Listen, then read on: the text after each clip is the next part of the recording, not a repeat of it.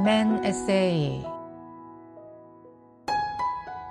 야곱, 요셉, 그리고 바울. 미국 고든 코넬 신학교 부설연구소의 통계에 따르면 전 세계에 약 4만 개의 기독교 교파가 있다고 합니다. 그 중에 한국에는 예수교 장로교단만 300개가 넘습니다. UCLA 옥 교수에 따르면 전 세계 장로교인 수는 전체 기독교인 25억 명의 약 0.5%이고 그 절반이 한국에 산다고 합니다. 이런 상황에서 한국 교계의 주류인 이분들의 소위 정통교회 소속이라는 자부심은 대단합니다. 하지만 성경은 물론 초기 교회 때는 그 어떤 교단도 없었습니다. 사실 거의 모든 개신교단은 16세기 종교개혁의 산물입니다. 그런데 여러 기록에 따르면 칼빈이나 요한 웨슬리는 자기를 따르는 별도의 교단이 생기는 것을 원치 않았습니다. 저의 요점은 특정 단체 소속 자체가 우리의 신앙생활을 보장해주는 것은 아니라는 것입니다. 요즘 같은 혼돈의 시대에는 과연 자신의 신앙인으로서의 현재 모습이 절대 기준인 성경에 부합하는지 냉정하게 되돌아보는 기회를 가져보는 것도 좋을 것입니다. 특히 성경의 대표적인 인물들의 삶과 자신의 삶을 비교해보고 둘의 차이가 있다면 무엇이 문제인지를 볼 수 있도록 주님을 앙망할 필요가 있습니다. 그런데 족장들이 요셉을 시기하여 그를 이집트에 팔았지만 하나님은 그와 함께 계시면서 이집트와 자기 온 집을 다스리게 했습니다. 사도행전 7장 9절과 10절. 아침에 위 본문을 읽으면서 요셉에 대해 더 알고자 구약 창세기 관련 장들을 더 추구했습니다. 참고로 한 신실한 성경 교사는 창세기에 나오는 핵심 등장인물 9명을 이렇게 요약했습니다. 아담, 하나님의 목적, 사람의 타락.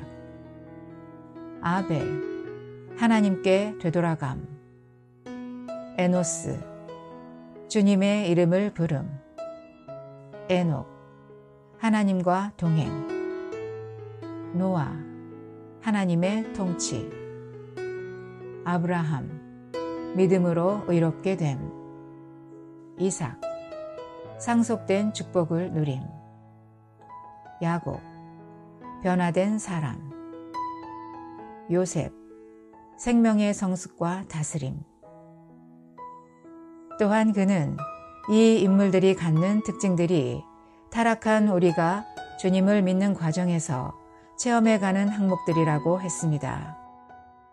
저는 위 본문을 깊이 묵상하면서 위 9명 중 마지막 두 사람인 야곱과 요셉, 그리고 신약의 대표적인 인물인 사도 바울의 삶이 합쳐진 것이 주님의 뜻대로 살려는 모든 이들이 마땅히 가져야 할 삶의 모습임을 보았습니다. 아래 내용은 이 세 인물에 관해 추구하여 얻은 결과입니다. 야곱. 요셉을 알려면 야곱도 함께 살펴야 합니다.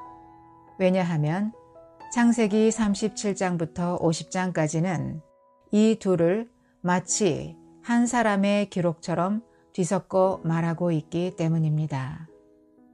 또한 우리의 영적인 체험을 보더라도 요셉의 특징인 생명의 성숙과 다스림은 야곱의 특징인 고난을 통한 변화의 결과이기 때문입니다. 야곱의 일생은 야복 강가에서 그의 엉덩이 뼈가 어긋난 체험인 타고난 힘의 처리 받음으로 특징지어집니다. 그의 이름은 형의 발뒤꿈치를 붙잡다 라는 야곱에서 하나님의 왕자 라는 뜻의 이스라엘로 바뀌었습니다. 이것은 그가 외삼촌의 부당한 괴롭힘, 자식들을 통해 온 고통, 사랑하는 아내 라헬의 죽음 등의 고난을 통과한 결과입니다.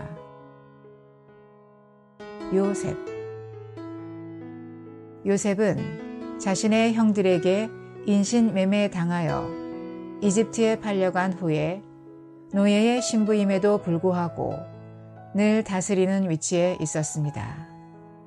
즉 그는 파라오의 호위대장인 보디발의 집과 왕의 죄수들을 가두는 감옥과 이집트 전체를 다스렸고 두 번의 꿈 내용처럼 자신의 형들로부터 절을 받았고 자신의 정욕과 감정을 자제하고 다스렸습니다.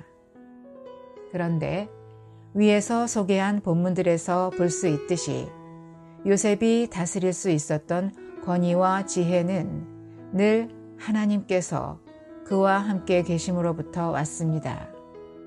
물론 이러한 그분의 임재는 야곱에서 볼 수 있는 변화와 성숙이 전제된 것입니다. 그런 면에서 요셉은 야곱의 연장이었습니다. 사도 바울. 대표적인 신약 사도였던 바울도 살 소망까지 끊어질 만큼 온갖 고난을 겪었습니다. 또한 그를 앞송해 가던 배가 풍랑을 만났을 때 백부장이나 선원이 아니라 죄수의 신분의 바울이 그 상황을 다스려 276명의 목숨을 구했습니다. 이런 다스림의 근원 역시 그가 섬기는 하나님의 말씀하심이었습니다. 그런데 바울에게는 이처럼 개인적인 믿는 이로서 겪는 고난과 다스림 외에 몸인 교회에 대한 이상 아래서 지역 교회들을 돌보는 단체적인 방면이 더 있습니다. 저는 이런 추구를 통해 스스로 점검해 보게 되었습니다. 첫째, 고난을 없애달라고 기도하는가? 고난을 통해 변화되고 주님을 더 얻게 해달라고 구하는가? 둘째, 환도뼈가 위골된 적이 있었는가? 셋째, 매일의 삶에 주님의 임재와 말씀하심이 있는가? 넷째, 육신의 정욕과 천연적인 감정을 다스리는가? 다섯째, 바울처럼 오직 그리스도께서 모든 것 되시는 한 세 사람이 나의 교회관인가? 여섯째, 한 지역교회를 섬기는 것이 절대적으로 주님의 몸을 건축하기 위함인가? 동기와 목적에서 나의 유익을 구함도 섞여 있는가? 이런 자문을 해볼 때 참으로 주님의 긍휼과 불쌍히 여겨주심이 필요함을 깊이 느낍니다. 오 주님, 고난을 통과할 때 당신을 더 얻게 해 주옵소서. 주님의 임재를 놓치지 않도록 당신과 사이에 어떤 간격도 없게 하소서. 당신의 갈망이요 기쁨인 교회가 나의 갈망과 기쁨이 되게 하옵소서. 아멘.